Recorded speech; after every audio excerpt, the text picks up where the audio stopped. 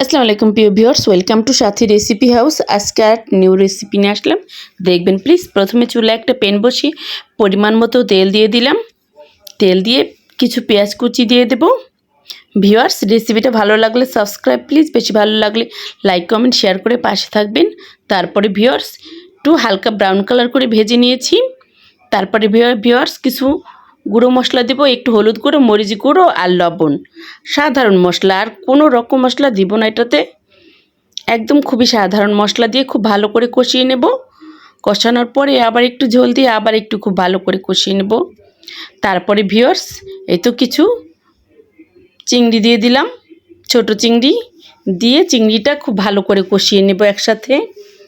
খুব ভালো করে কষানোর পরে ভিউয়ার্স একটু পানি দিয়ে আবার একটু ভালো করে কষিয়ে নেব।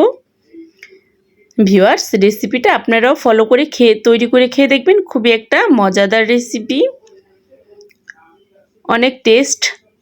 তারপরে ভিউয়ার্স খুব ভালো করে কষানোর পরে কিছু আলু দিয়ে দিলাম। আলুটা দিয়ে আবার একটু ভালো করে কষিয়ে নেব। আর ফালি করা কিছু কাঁচামরিচ দিয়ে দিলাম, দিয়ে খুব ভালো করে কষিয়ে নেব।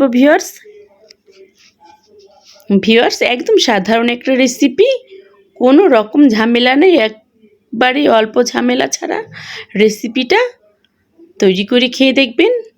তারপরে কিছু ঢেঁড়স দিয়ে দিলাম।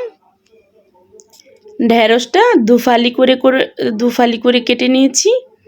তারপর ঢেঁড়সটা দিয়ে খুব ভালো করে একটু কষিয়ে নেব। তারপরে পরিমাণ মতো ঝোল দিয়ে দেব, দিয়ে ভিউয়ার্স ঢাকনা দিয়ে ঢেকে কিছু সময় রান্না করে নেব। একদমই ঝোল রাখবো না, হালকা ঝোল মাখো মাখো। তারপর আসসালামু আলাইকুম ভিউয়ার্স, আল্লাহ হাফিজ।